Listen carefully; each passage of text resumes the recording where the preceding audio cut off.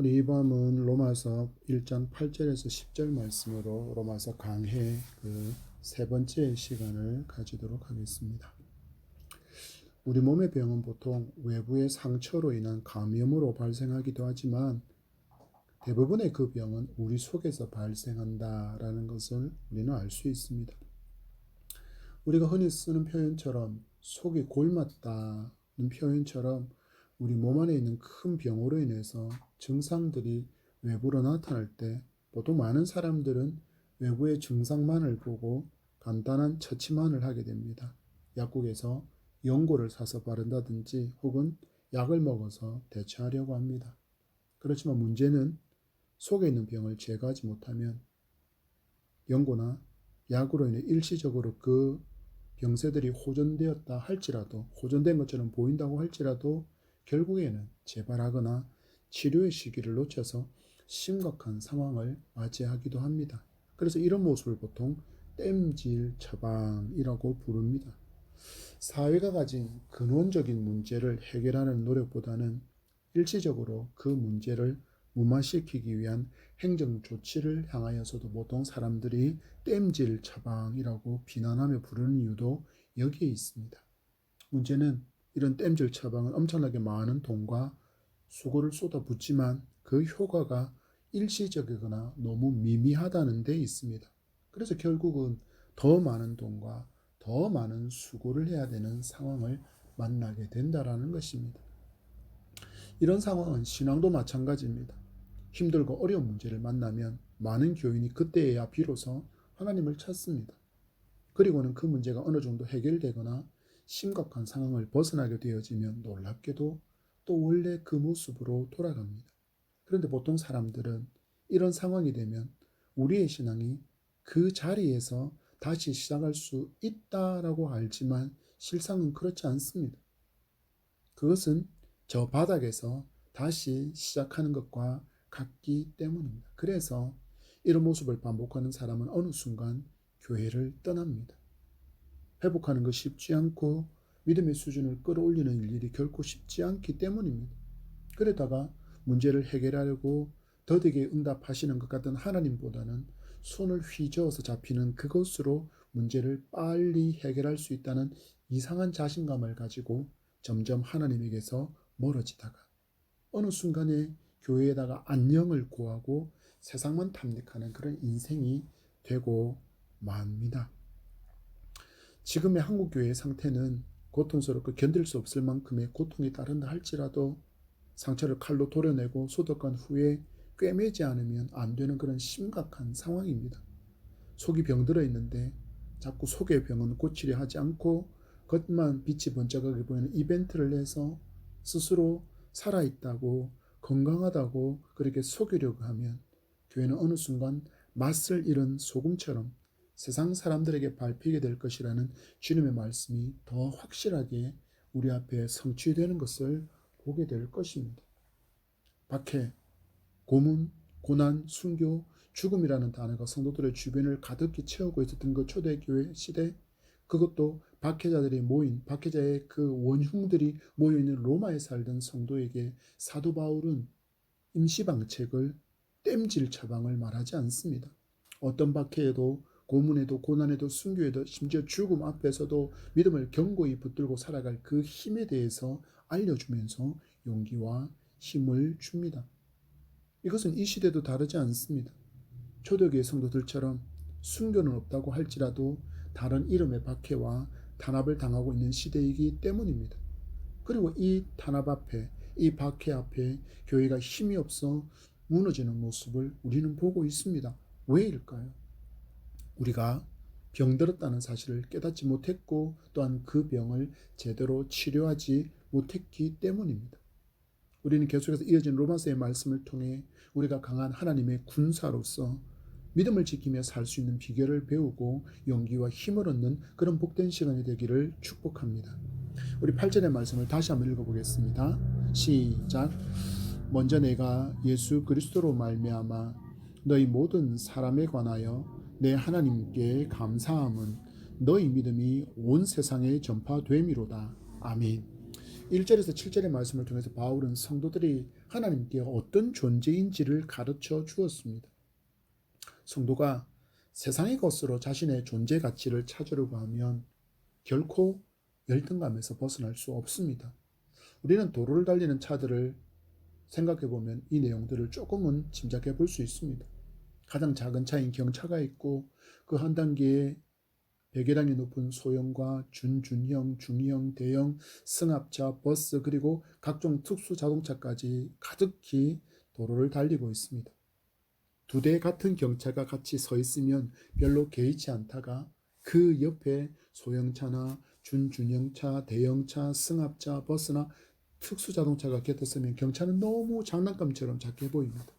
특히 아주 고가의 차량이 자기의 차량과 나란히 서게 되면 그 순간에 확 비교가 되기 때문에 왠지 경차는 부실해 보입니다. 그러면 자신을 초라하게 여기는 마음이 스물스물 안개처럼 일어납니다. 이처럼 세상에서 자신의 존재 가치를 드러낼 방법을 찾으려면 없습니다. 왜냐하면 나보다 나은 사람이 너무 많기 때문입니다. 재산, 권력, 학벌, 외모 모든 것이 나보다 나은 사람이 너무너무 많기에 이것들로 나를 평가하려고 하면 사람은 열등감에서 벗어날 길이 없습니다. 그럼 어떻게 해야 합니까? 성도는 어떻게 해야 합니까? 사도 바울의 고명과 같이 나를 만드신 분의 시선을 회복해야 합니다. 아무런 조건도 없이 나를 먼저 사랑한다, 나를 존귀하다고 말씀하시는 그 하나님의 시선이 회복되지 않으면 사람은 결코 열등감에서 벗어날 수 없습니다.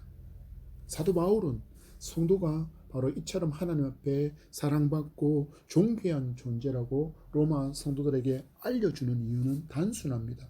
성경은 말씀합니다. 들에 핀 백합밥보다도 새들보다도 더 귀한 존재가 바로 하나님의 자녀인 너희들이다 라고 그렇게 이야기합니다. 그렇지만 세상 사람들은 이 진리를 알지 못해서 이 하나님의 자녀, 이 하나님의 거룩하고 존귀한 존재인 하나님의 자녀, 하나님의 사랑받는 그 성도들을 향해서 박 기자들은 끊임없이 미련하다, 어리석다, 바보 같다고 조롱하고 있었기 때문입니다.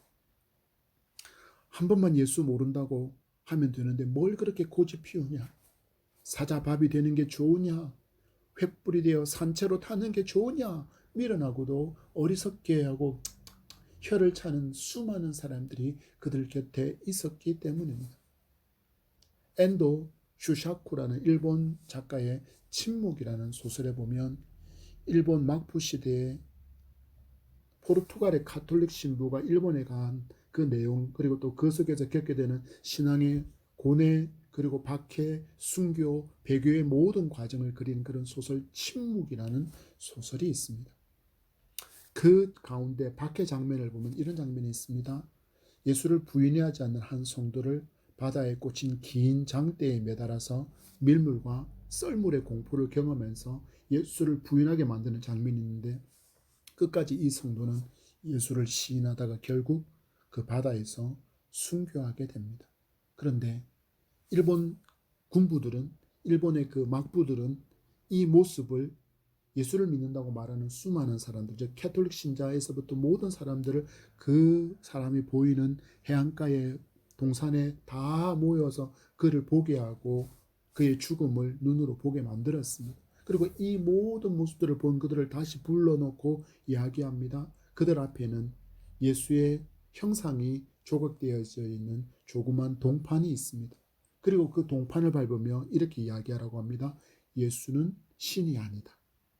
이 예수를 부인하고 이 예수를 밟고 지나가면 살려준다고 그렇게 그들을 회유했습니다. 그때 이 일본의 시골의 많은 신도들은 그 죽어가는 물에 빠져서 그 죽어가는 그 동료 신자를 본 그들은 이 예수의 형상을 밟으며 예수를 부인하고 또 주인공 또한 그 신부의 지위에 있었던 그 주인공도 예수 그리스도를 배교하는 모습이 이 엔도 슈샤쿠의 침묵이라는 소설에 보면 등장합니다. 소설에 등장하는 이 모습은 로마 시대에도 그대로 있었습니다. 전승되어지는 이야기를 보면 이런 이야기가 있습니다. 홀 어머니가 7 자녀를 키우고 있었는데 이 어머니가 너무나도 하나님 앞에 신실한 신앙을 가진 사람이어서 그 어머니의 신앙을 따라서 모든 7명의 아이들이 그리스도를 뜨겁게 사랑하는 믿음의 소유자였습니다. 그때는 박해의 최절정의 때였고 가장 잔혹한 황제가 이 박해를, 이 기독교 탄압을 주도하고 있었습니다. 어느 날 이 황제가 이 엄마와 이 7 자녀의 소문을 듣고 그들을 모두 끌고 와서 그들의 눈앞에 펄펄 끓는 가마를 걸어두고 이야기합니다. 지금 너희들이 예수를 부인하지 않으면 한 명씩 한 명씩 이 가마솥에 집어넣어서 불태워 죽이겠다.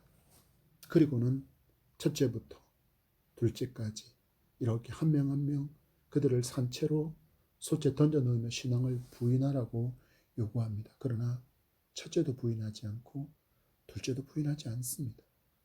그렇게 4번째, 5번째 자녀가 죽어가면서도 예수를 누구도 부인하지 않자 황제가 그들에게로 달려내려와 간청합니다. 제발 예수를 부인해라. 한 번만 부인하면 내가 살려주겠다. 그렇지만 7 자녀 모두 예수 그리스도를 주라고 신하며 순교했고, 마지막으로 그의 어머니도 예수 그리스도를 결코 부인할 수 없다고, 예수 그리스도의 사랑을 나는 결코 배반할 수 없다고 그 풀풀 끓는 가마솥에서 타서 죽어갔다는 이야기가 있습니다. 사도 바울은 이런 시대를 살고 있는 성도들에게 말합니다. 예수께서 누구신가? 하나님의 아들이시다. 그 아들이신 하나님께서 나와 여러분을 구원하시기 위해서 인간으로 오셔서 십자가에서 죽고 3일 후에 부활하셨다. 그리고 많고 많은 죄인 중에 나와 여러분을 당신의 소유로, 당신의 백성으로 불러주셨다. 이처럼 나와 여러분을 사랑하시는 그 하나님의 아들이 바로 예수 그리스도이시다라고 그렇게 예수 그리스도를 소개합니다. 많은 사도들이 그렇게 예수를 증거했습니다.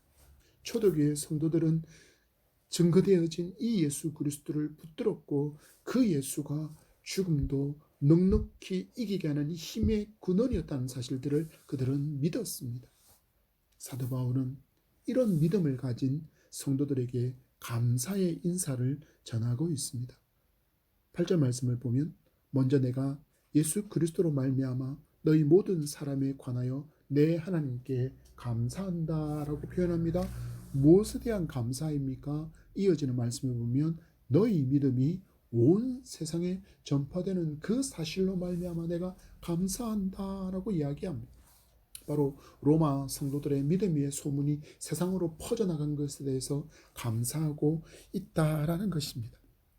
우리는 여기서 하나님께서 일하시는 놀라운 방법을 살펴볼 필요가 있습니다. 왜냐하면 많은 사람들은 하나님께서 눈에 보이지 않기 때문에 지금 나를 하나님께서 외면하신다라고 생각한 너무나도 많은 사람들이 있기 때문입니다. 그리스의 알렉산더 대왕은 헬레니즘, 곧 헬라 문화를 전 세계에 퍼뜨린 사람입니다. 그리고 로마 역시 이 헬라 문화를 동경하고 최고의 가치로 붙들고 살았습니다. 그래서 어딜 가든지 정복한 나라는 헬라어를 배우고 사용하게끔 만들었습니다. 그리고 모든 길을 로마로 통한다는 말처럼 로마가 세계를 정복하기 위해 낸 그 정복의 길 또한 하나님은 귀한 통로로 사용하십니다. 프톨레미 왕조, 알렉산더가 죽은 후에 세워진 이 프톨레미 왕조에서는 히브리어 성경을 헬라어로 번역하는 작업을 합니다. 그것을 70인역 성경이라고 부르는데, 이렇게 사장되어진 언어, 거의 사용하지 않는 언어였던 히브리어 대신에 공용으로 사용되고 있던 이 헬라어로 구약 성경이 번역된과 동시에 많은 사람들이 이 성경을 접할 수 있게 되었습니다. 헬라어를 통해서 성경이 널리 전해졌다는 이야기고, 그리고 또 많은 전도자가 로마가 이 정복을 위해서 닦아둔 그 길을 통해서 복음을 세상 끝까지 전하기 위해서 달려 나갈 수 있게 하시는 이 모든 하나님의 예비하심, 그 모든 하나님의 예비하심과 하나님의 일하심을 배경으로 박해 가운데서도 순전한 믿음을 붙들고 살았던 로마 성도들이 질적으로 양적으로 성장했다는 표현이 너희 믿음이 온 세상에 전파되었다라고 사도 바울이 지금 그들을 감사해하고 칭찬하고 있는 것입니다. 이것이 가능했던 이유는 단 하나입니다. 사도 바울은 그 답을 알려주고 있습니다. 바로 예수 그리스도로 말미암아. 아멘. 우리는 어떤 힘도 우리는 어떤 능력도 없습니다. 더군다나 죄와 싸워서 이길 힘은 아주 없습니다. 우리에게는 그럴 힘이 없습니다. 우리는 무능하고 무기력하기가 이를 데 없습니다. 그래서 사도 바울은 예수와 예수의 십자가만을 자랑했던 것입니다. 죄를 이길 힘도 세상을 예수의 사람답게 살아갈 힘도 내게 있는 것이 아니라 나를 사랑하사 나를 위해서 십자가에서 죽으시고 나를 향한 하나님의 사랑을 확정하신 오직 예수밖에 없다라는 것을 사도 바울은 깨달았기 때문에 그는 오직 예수와 예수의 십자가만을 자랑하는 그 삶을 산 것입니다. 이 예수를 붙들고 살았던 로마 교회 성도들에게서 그리스도의 능력이 나타난 것입니다. 너희 믿음이 온 세상에 전파됨이로다. 아멘. 여러분의 믿음 또한 이렇게 여러분 안에서 차고 흘러 넘쳐서 주변을 복음으로 적시게 되기를 축복합니다. 그리고 우리 또한 고백하기를 축복합니다. 나의 믿음이 온 세상에 전파됨이로다. 이렇게 선포할 수 있는 여러분의 삶 되기를 축복합니다. 9절과 10절의 말씀을 같이 읽겠습니다. 내가 그의 아들의 복음 안에서 내 심령으로 섬기는 하나님이 나의 증인이 되시거니와 항상 내 기도에 쉬지 않고 너희를 말하며 어떻게 하든지 이제 하나님의 뜻 안에서 너희에게로 나아갈 좋은 길 얻기를 원하노라. 아멘. 이렇게 믿음의 좋은 소문이 나는 성도들을 눈으로 보고 싶고 깊은 사랑의 교제를 나누고 싶어하는 바울의 간절한 기대가 드러납니다. 그리고 그 기대와 함께 기도가 이어지는 모습을 우리에게 보여줍니다. 왜냐하면 당시 로마 교회에는 목사가 없었습니다. 그들을 지도할 수 있는 잘 훈련된 그런 목자가 없었기 때문입니다. 초대교회 당시 교회는 지금의 모습처럼 외형이 번듯하게 여기가 교회다라고 알리는 십자가가 설치된 그런 건물이 아니었습니다. 대부분은 가정에서 예배가 드려졌고 마가의 다락방처럼 여유가 있는 사람들이 자신의 처소를 예배의 공간으로 내어주고 그곳에서 예배드리고 있었습니다. 그러다 보니 사도 중 누구도 이 로마에서 목회하고 있지 않았습니다. 어떤 전도자에 의해서 전해진 복음을 받은 몇 사람이 그 가정에서부터 예수 그리스도의 영광을 구하며 모였고 그 속에서 예배가 시작됨으로 말미암아 로마 교회가 시작되고 있었다라는 것을 이야기합니다. 그래서 지금 사도 바울이 기도합니다. 그 교회의 가정, 그 가정교회에서 복음을 전하는 그에게 성령이 함께하기를, 예수 그리스도의 능력이 함께하기를 기도하고 있는 것입니다. 그래야 강력한 복음이 증거될 수 있기 때문입니다. 이런 점에서 성도는 목회자를 위해서 이 부분만큼은 쉬지 않고 이렇게 기도해야 합니다. 하나님, 목회자에게 말씀의 능력을 부어주소서, 성령을 기름 부어주소서. 이 능력으로 예수 그리스도밖에는 어떤 복음도 없다고 담대하게 외치도록 우리는 기도할 수 있어야 합니다. 그리고 성도가 잊지 말아야 할 것이 있습니다. 그것은 교인 성도가 자랑할 수 있는 것은 단 하나, 오직 예수 그리스도밖에 없다라는 것입니다. 지금 이 시대는 많은 사람들이 자신이 소속된 큰 교회 건물을 많이 자랑합니다. 그리고 우리 교회 목사가 되게 유명하다라고 목사의 유명세도 자랑합니다. 그리고 우리 교회는 되게 유력한 장로가 있고 돈 많은 권사가 있고 돈 많은 성도가 있다라고, 그렇게 권세를 가진 성도가 있다라고, 유명한 성도가 있다라고 자랑하는 그런 사람들이 참 많습니다. 그러나 교회는 자랑할 것은 오직 예수 그리스도밖에 없다라는 사실들을 성도는 한시도 잊지 마시기를 간절히 부탁드립니다. 말씀을 맺습니다. 성도의 모든 것의 기준은 오직 그리스도여야 합니다. 그렇지 않으면 우리는 늘 다른 것에서 결코 찾을 수 없는 그것들을 찾느라고 인생을 허비하기 때문입니다. 행복의 기준도 예수 그리스도, 만족의 기준도 예수 그리스도, 말도 예수님이라면, 생각도 예수님이라면, 내 행동 또한 예수님이라면, 그렇게 예수께서 내 삶의 모든 기준이 된다면 우리는 넘치는 감사로 행복할 수 있다는 것을 믿기 바랍니다. 행복이 없는 데서 자꾸 행복을 찾고 만족을 찾으려다 보니 인생이 괴롭고 인생이 더 힘든 것입니다. 이처럼 모든 것이 예수로 만족되어지고 예수가 내 전부가 되어지는 이 신앙의 고백과 그 고백이 삶이 되어지는 모든 신앙이 되어진다 할 때 우리는 예수로 행복하고 예수로 만족하는 그런 성도가 될 것이며, 이 믿음으로 말미암아 이 믿음이 나를 흘러차고 넘쳐서 사랑하는 가족에게, 사랑하는 친구에게, 사랑하는 이웃에게 신압으로 스며들지 않겠습니까? 가랑비에 옷 젖듯이 젖어들지 않겠습니까? 그리고 어느 날 그들도 나처럼 눈물로 나의 주, 나의 그리스도께 감사의 찬양을 드리고 있게 될 것입니다.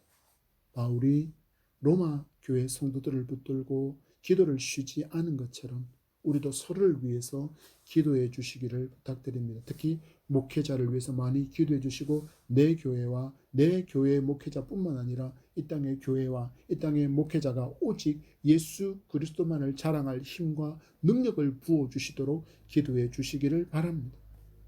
만물이 소생하는 봄의 계절이 왔습니다. 만물이 소생하며 새싹이 돋아나고 새순이 돋아나고 푸르름을 회복하는 것처럼 우리도 자라고 돋아나 예수의 푸르름을 회복할 수 있게 되기를 축복합니다.